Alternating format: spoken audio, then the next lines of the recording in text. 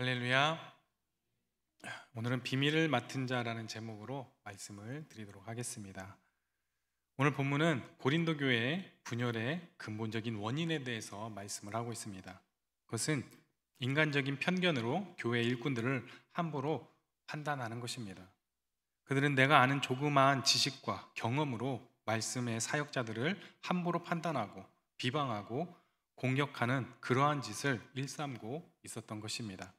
그래서 오늘 말씀은 그들을 향해서 인간적인 편견으로 복음 사역자들을 함부로 판단해서는 안 된다는 것을 말씀해 주고 있습니다. 그리고 그들의 교만이 어떤 교만인지 보여주며 사도들의 겸손한 고난의 삶이 어떤 삶인가를 우리에게 말씀해 주고 있습니다. 오늘 말씀을 통해서 우리 모두 겸손하게 사역자를 인정하며 좋은 동역자가 될 수 있기를 간절히 소망합니다. 사도 바울은 자신을 그리스도의 일꾼이다, 또 하나님의 비밀을 맡은 자다라고 여겼습니다. 1절 말씀을 보게 되면 사람이 마땅히 우리를 그리스도의 일꾼이요 하나님의 비밀 맡은 자로 여길지어다라고 고백하고 있습니다. 바울은 자신을 일꾼, 즉 회페레테스라고 하는데, 새벽에 목사님께서 많이 설명해 주셨듯이 일꾼은 로마 시대에 군함과 같은 배 밑창에서 노예들이 노를 젓는 그러한 사람들을 의미합니다. 일꾼이라는 단어가 바로 여기에서 나왔습니다. 바울은 고린도 교회 성도들을 향해서 사람이 마땅히 우리를 그리스도의 일꾼이요 하나님의 비밀을 맡은 자로 여겨야 한다라고 말합니다. 여기서 우리들이란 바울과 아볼로와 게바와 같은 말씀 사역자들을 의미합니다. 교회 성도들은 당연히 말씀 사역자의 권위를 인정하고 존중할 줄 아는 사람이 되어야 한다라는 것이죠. 사실 고린도 교회 성도들은 자기가 편애하는 사역자 외에는 그렇게 존중하지 않았음을 우리는 보게 됩니다. 바울을 따르는 사람들은 아볼로를 존경하지 않았고, 아볼로를 따르는 사람들은 바울을 인정해 주지 않았습니다. 그들은 내가 좋아하는 사역자만 인정하고 다른 사역자들을 향해서는 뒤에서 험담이나 하고 비판하고 공격했던 것입니다. 그러니까 그들은 자기가 좋아하는 사역자는 필요 이상으로 높이고 추종을 하고 있었으면서 자기가 좋아하지 않는 사역자는 전혀 지도자로 인정하지도 않고 무시하고 있었다는 것이죠. 성도들은 사역자들을 맹목적으로 추종하거나 우상화해서도 안 되지만 함부로 비판하거나 또 등급을 매기거나 상품처럼 취급해서도 안 된다는 것입니다. 그렇다면 성도들은 사역자를 어떻게 생각해야 합니까? 여기 두 가지로 말씀하는데, 먼저 그리스도의 일꾼이라는 사실을 기억해야 한다는 것입니다. 그들은 사람의 일꾼이 아닙니다. 사역자는 그리스도의 일꾼입니다. 그래서 사역자는 사람을 위해 일하는 사람이 아니라 주님을 위해 일하는 사람이라는 사실을 우리는 꼭 기억해야 할 것입니다. 그래서 사역자를 판단할 때 내 마음에 드느냐 들지 않느냐로 판단하면 안 된다는 것이죠. 정말 주님의 뜻을 바르게 받들고 있는가를 돌아봐야 하겠습니다. 사역자는 인간의 마음을 만족시키기 위해 일하는 사람이 아니라 주님의 마음을 만족시키기 위해 일하는 일꾼이기 때문입니다. 그런데 고린도 교회는 내 마음에 드는 사람은 편애하고 내 마음에 들지 않는 사람은 무시하고 있었다는 겁니다. 기준이 바로 나의 마음이라는 겁니다. 그러나 목회자는 인간의 마음에 따라 존중할 수도 있고 무시할 수도 있는 그런 사람이 아니라는 거죠. 그분들은 그리스도의 일꾼으로 마땅히 존경하며 협력해야 할 사람들임을 기억하시기 바랍니다. 그리고 하나님의 비밀을 맡은 자라고 말씀합니다. 하나님의 비밀이 무엇일까요? 대부분 성경학자들은 말씀을 통해 하나님의 뜻을 찾아내는 것으로 해석을 합니다. 그러니까 일반 사람들은 아무리 성경을 읽어도 쉽게 발견할 수 없는 것들을 그들은 말씀을 통해서 찾아내고 성도들에게 그 비밀을 알려주는 역할을 맡았다는 의미입니다. 골로새서를 보면 하나님의 비밀을 그리스도다라고 밝히고 있습니다. 골로새서 2장 2절 말씀 우리 같이 한번 보도록 하겠습니다. 시작. 이는 그들로 마음의 위안을 받고 사랑 안에서 연합하여 확실한 이해의 모든 풍성함과 하나님의 비밀인 그리스도께 깨닫게 하려 함이니. 아멘. 또한 골로새서 1장 27절 말씀도 한번 보겠습니다. 시작. 하나님이 그들로 하여금 이 비밀의 영광이 이방인 가운데 얼마나 풍성한지를 알게 하려 하심이니라. 이 비밀은 너희 안에 계신 그리스도시니 곧 영광의 소망이니라. 아멘. 여기서 하나님의 비밀을 그리스도로 밝히고 있습니다. 그리고 맡은 자, 이오코노무스라고 하는데, 맡은 자는 청지기를 말합니다. 영어로는 스튜어드라고 하는데, 이 스튜어드의 여성 명사가 바로 스튜디어스입니다.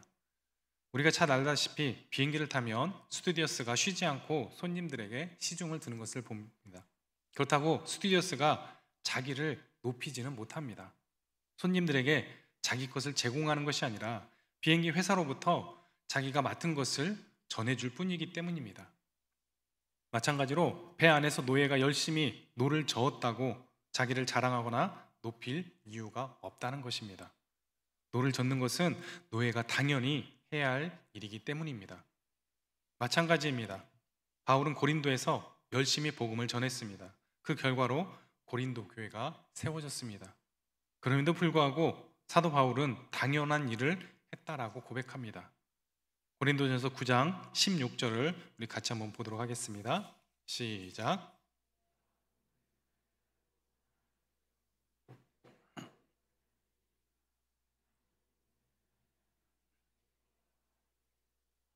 아멘.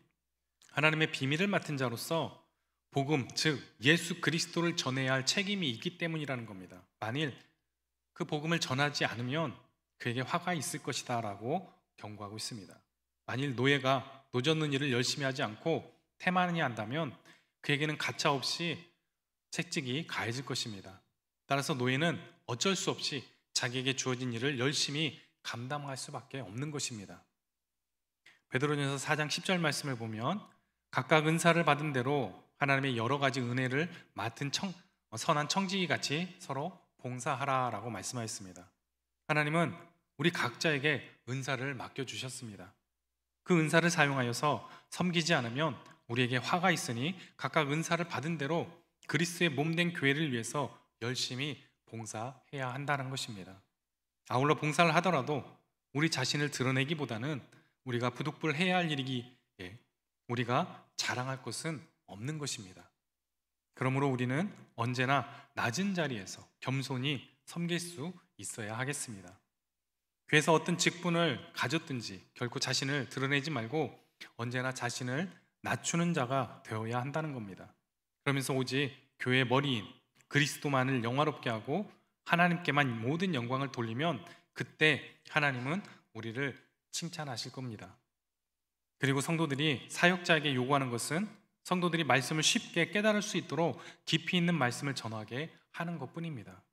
하나님의 말씀을 깊이 연구해서 성도들에게 새로운 깨달음을 주고 새로운 감동을 주고 새로운 결단을 주는 그 일을 해야 할 사람들이 바로 사역자들이며 목회자라는 것이죠. 그래서 사역자 즉 목회자는 말씀을 통해 하나님의 비밀을 캐내기 위해 늘 말씀과 씨름하는 사람들이 되어야 하겠습니다. 또한 성도들은 사역자가 말씀의 비밀을 맡은 사람이기 때문에 말씀 이외에 다른 것들을 기대하며 요구해서도 안 된다는 거죠. 오직 말씀을 통해 하나님의 비밀을 캐내어 알려주는 그 일을 잘할 수 있도록 옆에서 최선을 다해서 협력하는 동역자가 되어야 한다는 것입니다. 본문 2절 말씀을 보겠습니다. 시작. 그리스도 맡은 자들에게 구할 것은 충성이니라. 아멘. 바울은 이제 맡은 자들의 책임에 대해서 말씀합니다. 그것은 바로 충성이라는 겁니다. 사역자들은 그리스도의 일꾼이 되어서 충성스럽게 사역을 해야 되고 하나님의 비밀을 맡은 자들로 충성스럽게 사역해야 한다라는 겁니다. 여기에서 충성은 믿을 만한 또 신실한의 뜻을 가지고 있는데 이 말은 믿을 수 있는 사람이 되는 것을 의미하는 것입니다. 마태복음 25장에서 보면 달란트 이야기가 나옵니다. 5달란트 받았던 자와 2달란트 받았던 자는 착하고 충성된 종이라는 칭찬을 주인에게 받았습니다. 그러나 1달란트 받은 자는 악하고 게으른 종이라는 주인의 책망을 받았습니다.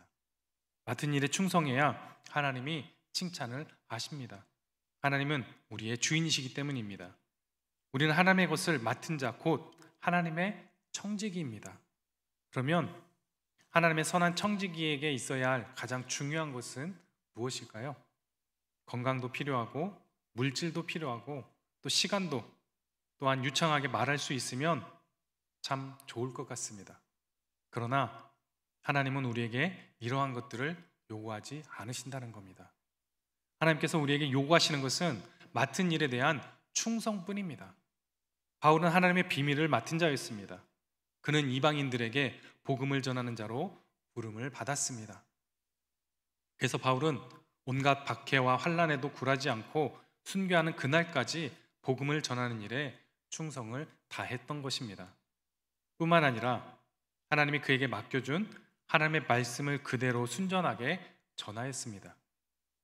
많이 맡고서 적게 전한다면 그것은 중간에 횡령하는 것과 마찬가지입니다.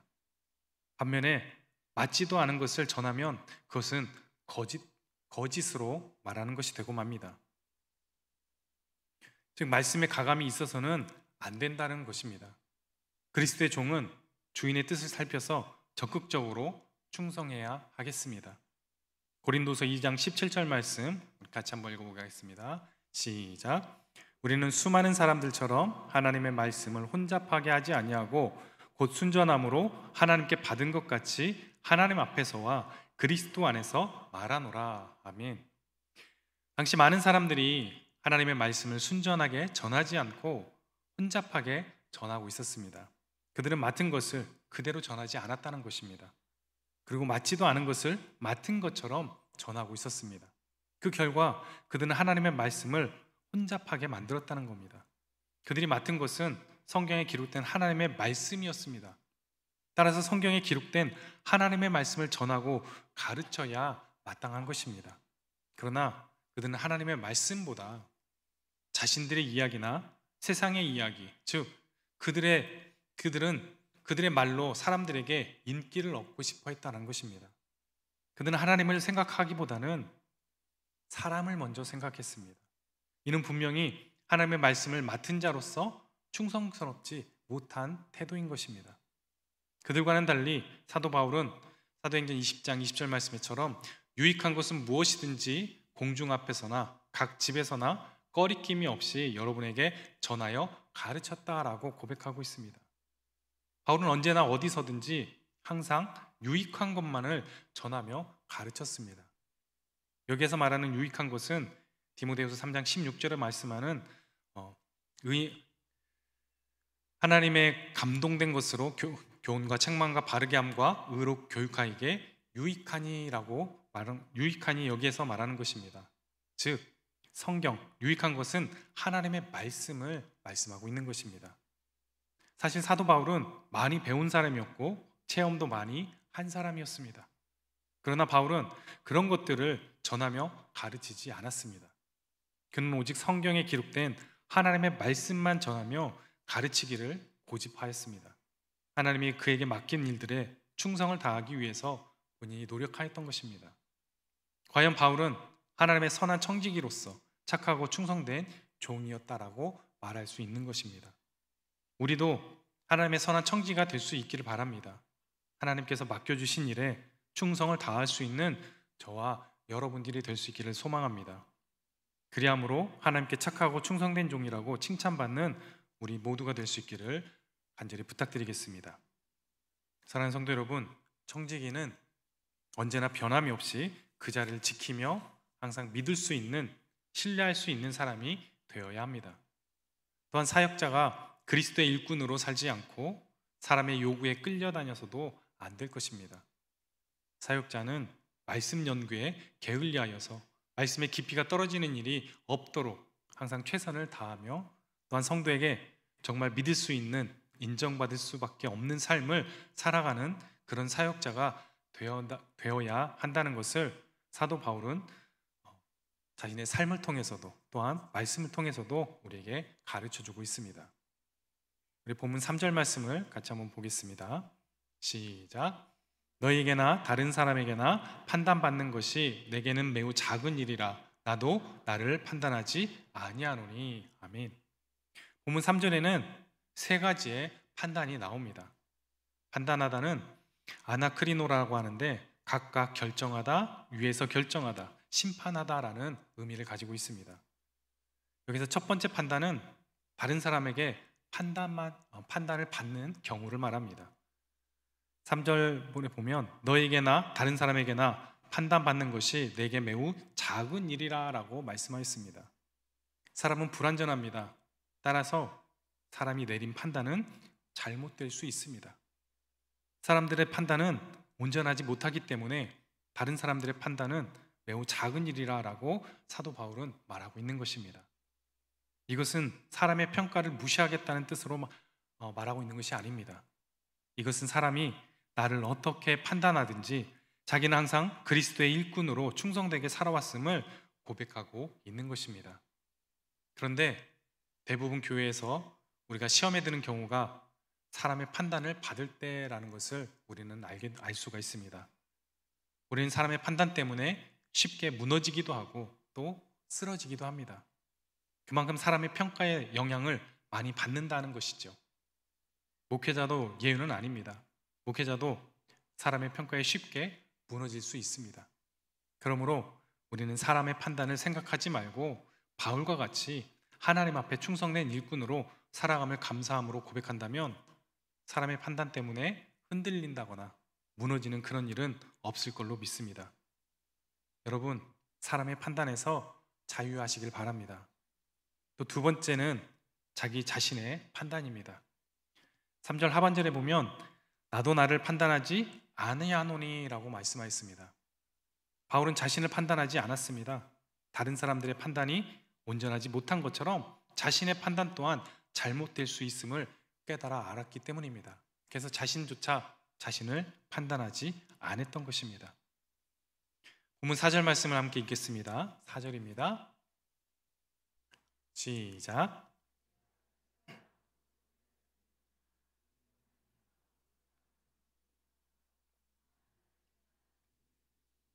아멘. 과거의 자신은 율법의 의로는 흠이 없다고 여겼던 사람입니다. 그러나 실상은 하나님의 원수였습니다. 예수 그리스도를 믿는 자들을 잡아 감옥에 가두고 죽이는 일을 하였기 때문입니다. 후에 바울은 달라졌습니다. 자신을 낮추며 맡은 일에 충성을 했지만 자신이 섰다고 생각하지 아니하고 넘어질까 조심하며 살아갔습니다. 그러면서도 남들의 판단에는 크게 신경을 쓰지 않았다는 겁니다. 또 자신을 판단하지도 않았습니다. 왜냐하면 고린도후서 10장 18절 말씀을 보면 옳다 인정함을 받는 자는 자기를 칭찬하는 자가 아니요 오직 주께서 칭찬하는 자니라 라고 하였기 때문입니다. 남들이 칭찬한다고 되는 것도 아니기 때문이라는 겁니다. 하나님이 칭찬할 때만 진짜 칭찬이 되기 때문입니다. 여러분 또한 자신을 판단하지 말고 오직 하나님께서 주님께서 칭찬하실 것을 기대하며 소망하며 살아가실 수 있는 저와 여러분이 되길 소망합니다. 세 번째 판단은 하나님의 판단입니다. 4절 하반절에 보면 다만 나를 심판하실 이는 주시니라 라고 말씀합니다. 헬라어로는 심판이나 판단이나 똑같은 한 단어입니다. 같은 단어를 쓴다는 거죠. 다른 사람의 판단과 자신의 판단은 절대적이거나 온전하지 못합니다. 오직 하나님의 판단만이 절대적이고 온전하기 때문에 바울은 하나님의 판단만을 절대적으로 여겼던 것입니다. 그러니까 바울은 오직 하나님만 바라보면서 하나님이 자기를 판단하시기를 바랐던 겁니다. 우리는 하나님의 청지기입니다. 맡은 자들에게 구할 것은 충성이다 라고 말씀하였습니다. 그러면 누가 우리의 충성을 판단하시겠습니까? 세상 사람들이 우리의 충성심을 판단하는 것이 아니며 우리 자신이 판단한 것도 아닙니다. 오직 하나님만이 우리의 충성을 판단하신다는 겁니다. 그래서 사도 바울은 남들의 판단이나 자기 자신의 판단을 중요하게 여기지 않을 수 있었던 것입니다. 그는 다만 하나님께서 자신을 어떻게 판단하실지만 오직 그것만 생각했다는 것입니다. 각 사람에 대한 판단은 오직 주님만이 하실 수 있으므로 하나님만 바라보며 맡은 일에 충성을 다하시기 바랍니다. 그러면 하나님께서 때가 되면 칭찬해 주실 줄 믿습니다. 우리 마지막으로 본문 5절 말씀 읽어보도록 하겠습니다. 시작. 그러므로 때가 이르기 전 곧 주께서 오시기까지 아무것도 판단하지 말라. 그가 어둠에 감추인 것들을 드러내고 마음의 뜻을 나타내시리니 그때 각 사람에게 하나님으로부터 칭찬이 있으리라. 아멘. 바울은 때가 이르기 전 곧 주께서 재림하시기 전까지 아무것도 판단하지 말라라고 말씀합니다. 여기에 판단 대상은 두 가지입니다. 하나는 목회자들이며 하나는 자기 자신입니다. 목회자들을 보면서 자격이 있니 없니 판단하지 말고 자신을 보며 다른 사람들의 말 때문에 쉽게 판단하지 말라는 것입니다. 마지막 날에 우리를 기다리고 있는 것은 무엇입니까? 바로 하나님의 심판과 칭찬입니다. 지금 여러분 중에 혹시 다른 사람을 뒤에서 험담하고 비방하는 분들이 있는지 모르겠습니다. 그 사람들이 정말 우리의 비방을 받을 만한 그런 짓을 한 사람일까요? 혹시 우리가 겉만 보고 속은 잘 모르면서 했던 말은 아니었을까요? 여기에 그날이 되면 어둠에 감추인 것들을 드러내고 마음의 뜻을 나타내신다라고 말씀합니다. 사실 마지막 날 주님의 심판대 앞에 서기까지 우리가 알고 있는 것은 정말 부분적인 것입니다.